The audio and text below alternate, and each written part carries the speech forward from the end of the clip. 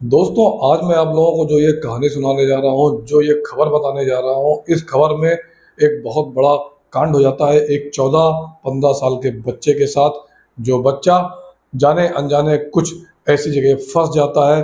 उसके बाद उसका क्या होता है आपको इस कहानी में पता चलेगा। इसलिए आप लोग अपने घर और परिवार और की सुरक्षा के लिए इस वीडियो को पूरा देखें कि आप लोगों के साथ ऐसा कोई कांड ना हो, कोई वाकया ना हो। आइए दोस्तों, खबर को शुरू करते हैं। विद्यालय की घंटी बज रही थी और जैसे जैसे घंटी बज रही थी वैसे वैसे बच्चे फील्ड पर आ रहे थे और जो शिक्षक थे वो बच्चों को लाइन में लगाने के लिए बुला रहे थे कि ये लाइन पर आओ और स्कूल की प्रार्थना करो। इसके बाद जब धीरे धीरे प्रार्थना आगे बढ़ती है और प्रार्थना जब खत्म हो जाती है, तभी जो शिक्षक होते हैं वो बच्चों से कहते हैं कि ऐसे कितने बच्चे हैं जो आज नहाकर नहीं आए हैं। उनमें बड़ी संख्या में बच्चे हाथ खड़े कर देते हैं। तो जो मास्टर साहब होते हैं बच्चों से बोलते हैं कि जो लोग नहाकर नहीं आए वो लोग कल नहाकर आएंगे। मास्टर साहब की बात मानकर बच्चे होते हैं वो जाते हैं और अगले दिन ये लोग नहाकर आते हैं। उसके बाद अगले दिन जब प्रार्थना हो रही होती है तब फिर बच्चे आते हैं और जो मास्टर साहब होते हैं वो फिर से बोलते हैं कि आज कौन कौन नहाकर नहीं आया है।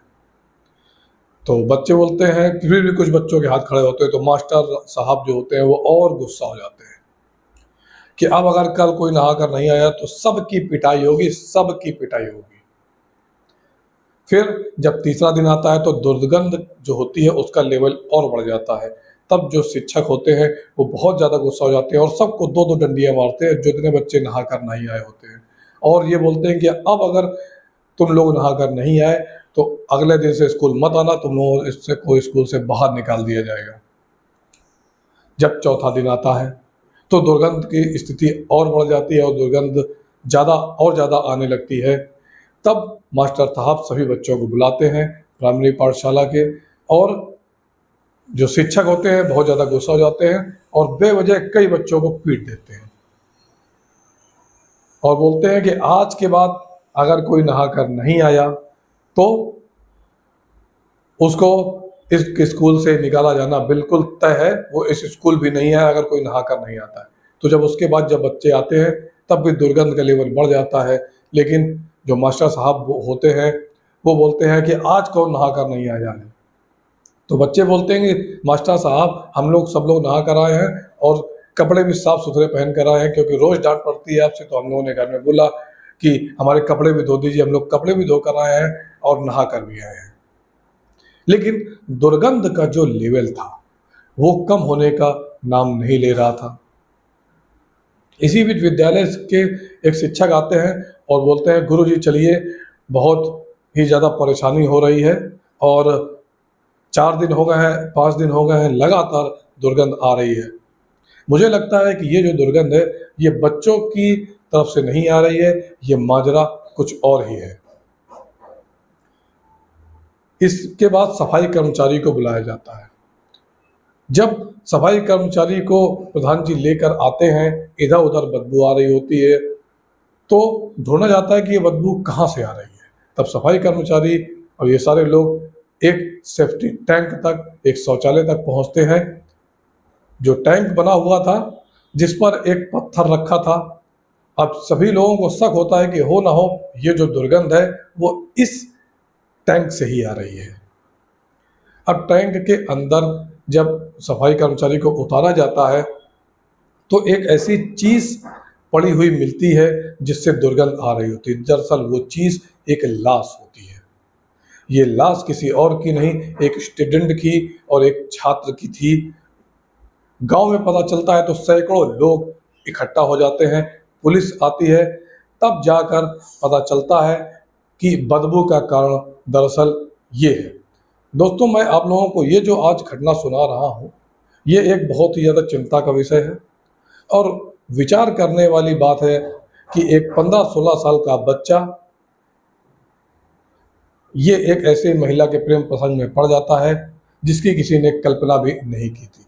नमस्कार दोस्तों, मैं विराज शर्मा आप लोगों को एक सच्ची घटना आज सुनाने जा रहा हूँ जो आप लोगों को बहुत ज़्यादा सुरक्षा की भावना प्रदान करेगी, जिससे आप लोगों के साथ ये चीज़ ना हो। ये घटना है उत्तर प्रदेश के रायबरेली की। एक लालगंज नामक जगह है, जो लालगंज थाना पड़ता है। 14 जुलाई की बात है। जो मालिक हैं वो वीरेंद्र त्रिपाठी, उनका बेटा है 15 साल का, जिसका नाम है विजेंद्र उर्फ पिंटू त्रिपाठी। ये जो बच्चा होता है, जिसकी उम्र ज़्यादा नहीं होती है, ये लोग इस बच्चे को तलाश कर रहे थे और आसपास के गांव में इसको ढूंढ रहे थे। जहाँ तहाँ यहाँ वहाँ उसको तलाश करते हैं और बारी बारी से जाते हैं, पूछते हैं कि पिंटू, क्या तुमने पिंटू को कहीं देखा है। रात के 9 बज जाते हैं, लेकिन जो पिंटू होता है उसकी कोई खोज खबर नहीं मिलती है। जो आसपास के लोग होते हैं वो इकट्ठा हो जाते हैं और पुलिस स्टेशन पर जाते हैं। लालगंज के थाने में जाकर वहाँ पर पुलिस अधिकारी से बोलते हैं कि हमारा बच्चा जो है वो स्कूल गया था, लेकिन अभी तक वापस नहीं आया है। जो बच्चा था वो मिल नहीं रहा है। तो कहीं ना कहीं जो पुलिस वाला पूछता है कि ये कहाँ पढ़ते थे, उन्होंने बताया कि ये प्राथमिक विद्यालय में बच्चा हमारा पढ़ रहा था, जो 10वीं का छात्र था। तब प्रिंसिपल से जब पूछा जाता है तो प्रिंसिपल साहब बताते हैं कि हमने अंतिम घंटे तक जो बच्चा था रोज की तरह आता है और विद्यालय की जब छुट्टी हो जाती है तभी यहाँ से गया था। वो यहाँ पर अब नहीं है, वो घर पहुँचा या कहाँ गया ये मुझे नहीं पता। हालांकि ये एक परेशान करने वाली बात थी। पुलिस अधिकारी बोलते हैं आप लोग परेशान मत होइए, सुबह 10 बजे तक देखिए, अगर वो बच्चा नहीं आता है तो इसकी हम पड़ताल करेंगे और हम सभी लोग मिलकर इस बच्चे को ढूंढेंगे कि आखिर पिंटू कहाँ गया है। पूरी रात निकल जाती है। उसके जो पिताजी होते हैं वो बहुत परेशान हो जाते हैं। पड़ोसी और जो किराएदार एक होता है धर्मेंद्र, उसके साथ मिलकर पूरे दिन अपने बेटे की तलाश करते हैं, लेकिन बेटा नहीं मिलता है। और ये जो बातें होती हैं ये बहुत दूर तक फैलती हैं। तो गांव के 15-20 लोग इकट्ठा हो जाते हैं और थाने पहुंच जाते हैं कि साहब हमारा पिंटू पूरी रात तलाश किया लेकिन नहीं मिला। अब माँ बाप जो होते हैं वो इनका रो रो का बुरा हाल हो जाता है। अब आसपास के लोगों को तरस आ रहा था कि आखिर बेटा इनका गया तो कहाँ गया, और ये एक प्रकार का चिंता का बहुत बड़ा विषय भी था। पुलिस वालों ने गुमशुदगी की रिपोर्ट दर्ज कर ली और आसपास के जो थाने होते हैं वहाँ पर संपर्क किया और एक अभियान चलाया, जिस अभियान में सैकड़ों तादाद में बच्चे को तलाशने के लिए लोग जुट जाते हैं। हर जगह तलाश करते हैं, हर जगह ढूंढते हैं, लेकिन पिंटू कहीं भी नहीं मिलता है। 14 जुलाई को गायब हुआ था, 15 जुलाई हो गई, 16 जुलाई, 17 जुलाई, 18 हो गई, 16 को मुकदमा दर्ज हुआ। इस तरह करके एक एक दिन करके 4-5 दिन गुजर जाते हैं। तब जाकर पुलिस वालों की चिंता बढ़ने लगती है और बात अब ये जो होती है ये एक घर एक गांव तक सीमित नहीं रहती है, बल्कि ये बात पूरे शहर में फैल जाती है, आसपास के गांवों में फैल जाती है और लोग सड़कों पर उतरकर हंगामा शुरू कर देते हैं। जैसे ही हंगामे की खबर लालगंज पुलिस को लगती है तो उच्च अधिकारी जो बरेली के होते हैं, रायबरेली के होते हैं, ये वहाँ मौके पर आ जाते हैं और मामले की पड़ताल करना शुरू कर देते हैं कि आखिर वो बच्चा कहाँ गया। इधर जो लोग प्रदर्शन कर रहे थे उधर पुलिस वालों ने उनको समझाने की कोशिश करते हैं कि और 7 दिन बीत जाते हैं, बच्चा नहीं मिलता है। उधर बवाल बढ़ रहा था, तभी जो उच्च अधिकारी होते हैं डीएम, एसडीएम, एसएसपी वगैरह ये सब मौके पर पहुंचते हैं और कहते हैं कि हमें आप केवल 3 दिन का समय दीजिए और हम आपको बच्चे को तलाश कर देंगे। 3 दिन की मोहलत मिल जाती है तो जो लोग होते हैं वो भी शांत हो जाते हैं और धरना प्रदर्शन खत्म हो जाता है। जैसे ही धरना प्रदर्शन खत्म होता है, अब कहीं ना कहीं पुलिस वालों के ऊपर प्रेशर बढ़ता है कि आखिर 3 दिन जो समय मिला है इसमें बच्चों को ढूंढना है और उस बच्चे को उसके माँ बाप से मिलाना है। लेकिन पुलिस के ऊपर जब ये दबाव बढ़ता रहता है तो पिंटू के पापा जो वीरेंद्र होते हैं पुलिस के पास पहुंचते हैं और जाकर कहते हैं कि साहब एक बात जो है मैं आपसे बताना चाहता हूँ। दरअसल वो बात कुछ और नहीं बल्कि जैसे ही मेरा लड़का गायब हुआ था, वैसे ही तीसरे दिन मेरे घर में पर्चियाँ मिलती हैं मुझको, और उस पर्ची में लिखा हुआ था कि हमने तुम्हारे बेटे का अपहरण कर लिया है।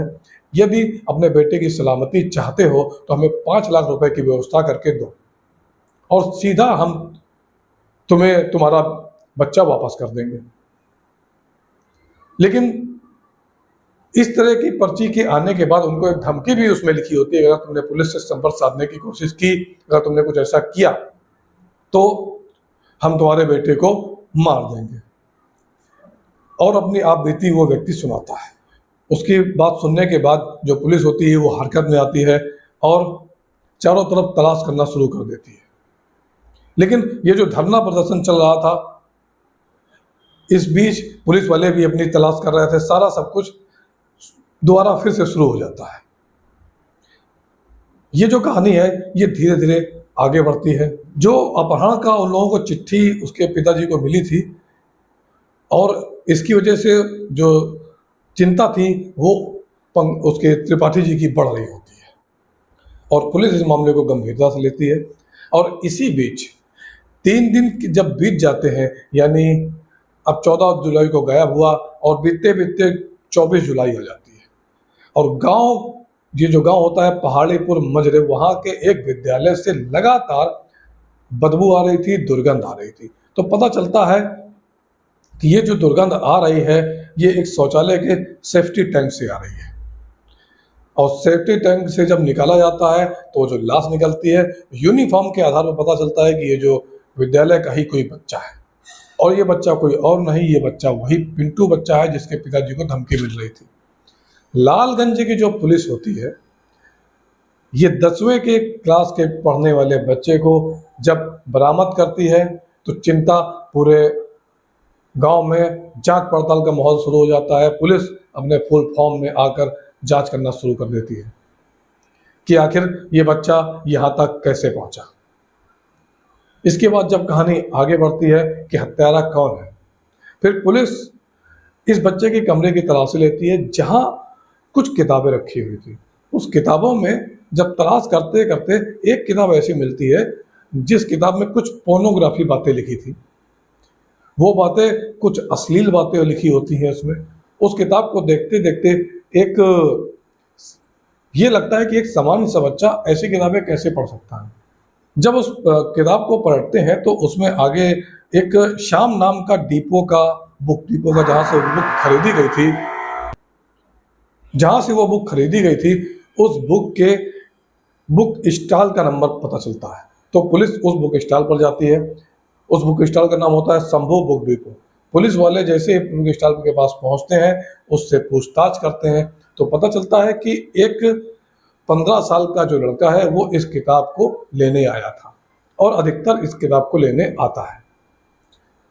लेकिन इस श्याम बुक डिपो पर जब पुलिस पूछती है कि ये कौन बच्चा था, कहाँ से आता है, क्या तुम इसमें कुछ बता सकते हो, तो जब शंभू बुक डिपो वाले से जब पुलिस की बातचीत होती है तो पुलिस पूरी बात शंभू बुक डिपो से पूछती है।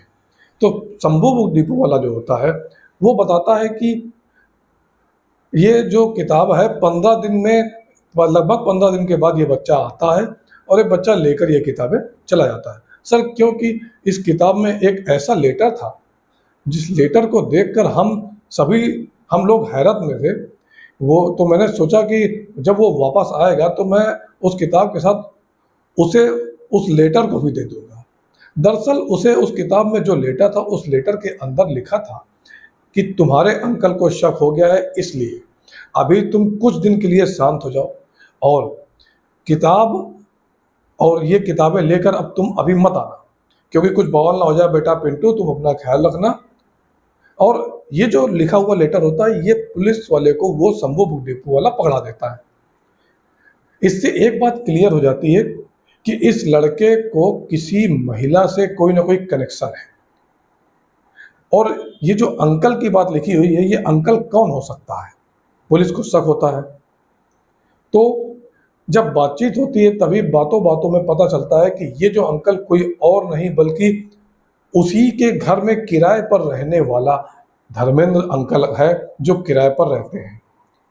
ये जो धर्मेंद्र अंकल होते हैं, इनकी जो पत्नी होती है, उससे जो हैंडराइटिंग इस लेटर की मिल जाती है। इस लेटर को पूरा पढ़ा जाता है और ये लेटर अब कैसे लिखा गया, कैसे यहाँ पर आया, इस बात का पता लगाया जाता है। तो जो संभोग बुक डिपो वाला होता है, वहाँ से ये किताबें आती हैं, ये तो पहले ही पता चल चुका था पुलिस को। अब इसमें ऐसी गंदी गंदी बातें लिखी होती हैं, लेकिन अब वो महिला जो होती है, जो धर्मेंद्र की पत्नी होती है, उसको जब टॉर्चर किया जाता, जब उसको धमकाया जाता, तब वो बताती है कि ये किताबें पढ़ने का मुझे बहुत शौक था, लेकिन जब मैं किताबें लेने जाती तो मुझे थोड़ी शर्म आती थी। तो एक दिन मैंने इस दुकान पर पिंटू को देखा, तो मैंने कहा बेटा तुम मेरे लिए ये किताबें ले आया करो और बदले में इसके लिए मैं तुम्हें कुछ पैसे दे दूंगी। इस किताब को मैं पढ़ती थी और ये महिला ने सारा कुछ बताया। इसके बाद कहानी आगे बढ़ती है। इस महिला की उम्र होती है 32 साल के आसपास, और किताबें पढ़ते पढ़ते जब ये उस बच्चे के साथ किताबें पढ़ रही थी तो उत्तेजित हो जाती है और इसके और बच्चे के संबंध बन जाते हैं। बच्चों की 15 साल की उम्र एक ऐसी उम्र होती है जिसमें बच्चों को इन सब चीज़ों में बहुत मजा आता है, और जब दोनों का ये महिला और इस बच्चे का मिलन हो जाता है, ये जो बच्चा किशोर अवस्था में होता है, इस उम्र में बहुत ज़्यादा खून उबाल मारता है। उसके साथ ही शारीरिक संबंध बन जाते हैं और लंबे समय से ऐसा चल रहा था। इस बात की पूरी जानकारी ये महिला देती है। अब इसकी बात जब थोड़ा थोड़ा ये सब चलने लगता है, तो उसका जो पति होता है उसको ये किताब एक दिन मिल जाती है। तो अपनी पत्नी से पूछता है कि ये किताबें तुमको कहाँ से मिली? तो वो बोलती है कि मैं लखनऊ वो बोलती है कि मैं ये किताबें मैं पढ़ती थी और थोड़ा थोड़ा वो मैं खुद लेके आती हूँ, ये वो। मगर उसके पति का जो शक होता है वो होता है कि कोई ना कोई आदमी जरूर आता है। तो वो कहता है कि ठीक है मैं जा रहा हूँ लखनऊ अपने किसी काम से और मैं 2-3 दिन के बाद लौटूंगा, लेकिन वो जाता नहीं है। वो जब बाहर जाता है थोड़ी देर के बाद वापस आ जाता है और झांक कर जब अपने दरवाजे के पास देखता है तो महिला और जो बेटा पिंटू होता है, लड़का 15 साल का, ये दोनों आपस में संबंध बना रहे होते हैं और ये एकदम से गुस्से में जाता है, क्रोध में आ जाता है और जाता है उस बच्चे को डांट फटकार के भगा देता है, अपनी पत्नी को बहुत मारता है, बहुत पीटता है और पूछता है ये कब से चल रहा है। कई महीने तो वो बताती है कि ये सब जो है वो कई महीने से चल रहा था, लेकिन पत्नी जो होता है वो बहुत ज़्यादा गुस्से में रहता है। 14 जुलाई को जब ये बच्चा ये घर में बहुत गुस्से में होता है और सोचता है कि मैं इस बच्चे को अब ठिकाने लगा दूंगा। 14 जुलाई को जब ये बच्चा अपने स्कूल से वापस आ रहा था तो ये रास्ते में मिलता है, उससे बोलता है बेटा मैं तुम्हें चलो घर छोड़ देता हूँ। अच्छा, चूंकि अब साथ में रहते थे तो इसी बच्चे को, इसी अंकल को, इसी धर्मेंद्र को बच्चा अंकल अंकल बोलता है, जो कि पहाड़ीपुर गांव में एक नरेश श्रीवास्तव होता है, इसी का दोस्त, धर्मेंद्र का दोस्त, इसी के घर पर ले जाते हैं और वहां पर ये बोलता है कि चलो थोड़ा बहुत खाएंगे पिएंगे फिर तुमको हम तुम्हारे घर छोड़ देंगे। पहले से ही वसूली गांव के रहने वाले राधेश्याम और पंकज जी वहीं पे चारों लोग मौजूद होते हैं। ये लोग यहाँ पर बैठकर शराब पीते हैं और आपस में बातें करते हैं। इस बच्चे से थोड़ी सी दोस्ती टाइप की कर लेते हैं। जो लड़के को भी, बच्चे को भी शराब पिलाने की कोशिश करते हैं, लेकिन बच्चा नहीं पीता है। तो उसके बाद पूछते अच्छा ये बता बेटा तुमने कैसे कैसे आंटी के साथ किया? तो बच्चे को क्या पता, बच्चा तो अपने हिसाब से बताने लगता है कि हाँ हाँ हम लोग वो था, फिर ऐसा किया, फिर मज़ा आता था, बड़ा अच्छा लगता था। तो जैसे जैसे वो बात बताता जा रहा था, धर्मेंद्र का गुस्सा बढ़ता जा रहा था और धर्मेंद्र वहीं पर गला दबाकर उसकी हत्या कर देता है। पहाड़ीपुर गांव के प्राथमिक विद्यालय पाठशाला में वो जब चारों चले जाते हैं तो वहाँ के सेफ्टी टैंक का ढक्कन जो होता है बड़ा भारी होता है, तो चारों लोग मिलकर उसको उठाते हैं और बच्चे की डेड बॉडी को उसके अंदर डाल देते हैं। अब इधर हंगामा हो रहा था और जैसे जैसे वक्त गुजर रहा था वैसे वैसे लाश सड़ रही थी और सड़ते सड़ते जब दुर्गंध ज़्यादा हो जाती है, सबको पता चल जाता है कि इसके नीचे जो लाश दबी हुई है वो किसकी है। और इन सभी लोगों को, जो 4 दोस्त होते हैं, सब लोगों को गिरफ्तार किया जाता है और उस महिला को भी गिरफ्तार किया जाता है जो इस हत्याकांड से, हालांकि इसका कुछ लेना देना हत्याकांड से नहीं था, लेकिन शुरुआत इसकी वजह से हुई थी, लेकिन इस वजह से इस महिला को भी गिरफ्तार किया जाता है। बच्चे की गलती का फ़ायदा उठाकर शारीरिक शोषण। दोस्तों, इस कहानी को बताना, इस खबर को बताने का मेरा उद्देश्य किसी का दिल दुखाना या किसी को परेशान करना नहीं था। मेरा उद्देश्य केवल इतना था कि आप लोग अपने बच्चे का ध्यान रखें, और क्योंकि आजकल मोबाइल का ज़माना है, इस तरह की चीज़ें बहुत जल्दी बच्चों के हाथ में आ जाती हैं, तो उन लोगों को थोड़ी-सी आज़ादी भी दें। मोबाइल आपको छीनना भी नहीं है, बस थोड़ा-सा ध्यान रखना है। ना ज़्यादा आज़ादी देनी है, ना ज़्यादा उन लोगों को दबाना है, क्योंकि दबाएँगे तब भी बच्चे बाहर की तरफ भागेंगे। इसलिए थोड़ी-सी आज़ादी भी दें, थोड़ा-सा ध्यान भी रखें। बाकी अपना ध्यान रखें, अपने बच्चों का ध्यान रखें, अपने भाई का ध्यान रखें। जो भी इस तरह की इस उम्र होती है, क्योंकि इसमें बहकने का चांस बहुत ज़्यादा होता है, ये उम्र जो होती है बहुत ज़्यादा बहक जाता है। 14-15 साल की उम्र में बच्चे अपने पूरे जोश और पूरे खुमार में होते हैं, इसलिए आप लोग थोड़ा-सा ध्यान रखें। दोस्तों, अगर आप लोग इस तरह की खबरें, इस तरह के न्यूज़ सुनना चाहते हैं, इस तरह की कहानियाँ सुनना चाहते हैं, तो मेरे चैनल को सब्सक्राइब करें। मैं इस तरह के कंटेंट अपने चैनल पर डालता रहता हूँ। अगर आप लोग नए हैं तो सब्सक्राइब करें, अगर पुराने हैं तो मेरे चैनल को, मेरे वीडियो को लाइक और शेयर करें। धन्यवाद।